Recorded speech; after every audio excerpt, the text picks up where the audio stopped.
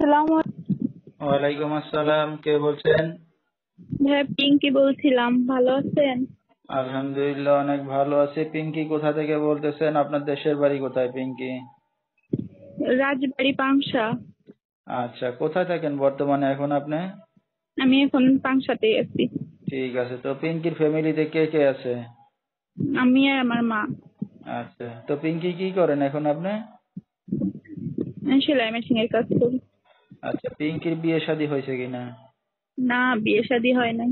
ঠিক আছে, তো দর্শক শুনতে থাকুন আজকে পিঙ্কির জীবনের গল্পগুলো ধৈর্য সহকারে। ফুল ভিডিওটি দেখলে মোবাইল নাম্বার পেয়ে যাবেন, সরাসরি যোগাযোগ করতে পারবেন পিঙ্কির সাথে। তো পিঙ্কি, আপনার মা কি করে এখন বর্তমানে? মা হচ্ছে বাসা বাড়িতে কাজ করতে, এখন বর্তমান কিছু করতে পারতেছে না। বয়স হয়ে গেলে যা হয় আর কি।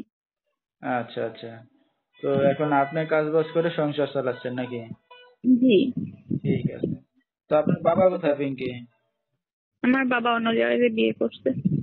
আচ্ছা, কোনো খোঁজ খবর আছে আপনার বাবার সাথে কোনো? না না। ঠিক আছে, তো পিঙ্কি লেখাপড়া কতদূর করছেন আপনি? বেশি করতে পারি নাই, 7 পর্যন্ত। আচ্ছা, 7 বন্ধুক লেখাপড়া করছেন। তো এখন যেখানে আছেন নিজেদের বাড়ি ঘর না বাসা ভাড়া নিয়ে থাকেন? বাসা ভাড়া আছে। তো নিজেদের জায়গা জমি সম্পত্তি আছে কিছু?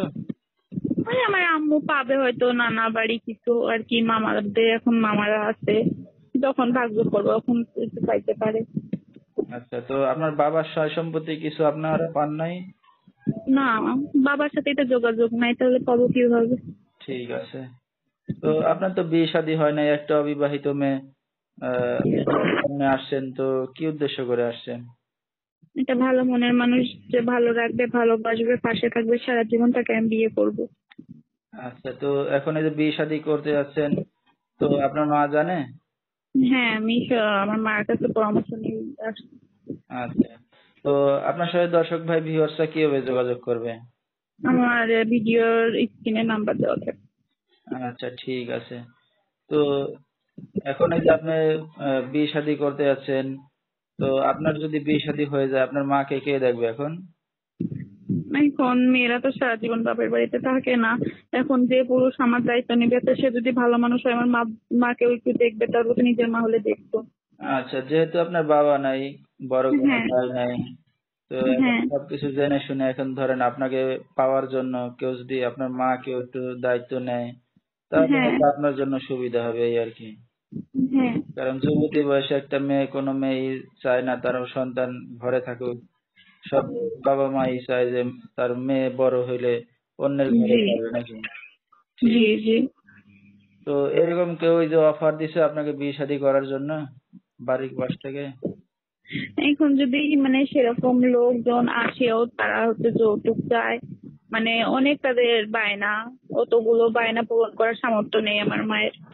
আচ্ছা আচ্ছা, তো এখন যৌতুক টাকা পয়সা সবকিছু ছাড়া যে আপনাকে ভালোবেসে শুধু বিয়ে শাদী করবে, এতে আপনি রাজি আছেন এই তো? হ্যাঁ। ঠিক আছে, তো দর্শক আমরা শুনতেছিলাম পিঙ্কির জীবনের গল্পগুলা। বিস্তারিত জানতে এই নম্বরে যোগাযোগ করলে পিঙ্কিকে পেয়ে যাবেন।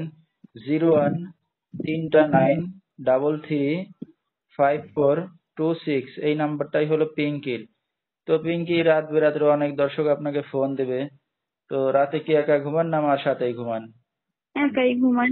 আচ্ছা, দর্শক ভাইদেরকে ঠিকঠাক মতো সময় দিতে পারবেন না? জি। ঠিক আছে, তো আমরা অনুষ্ঠানের একবারে শেষ পর্যায়ে কিছু বলার আছে আপনার আর? না, আমার আর কিছু বলার নেই। আচ্ছা, ঠিক আছে, তো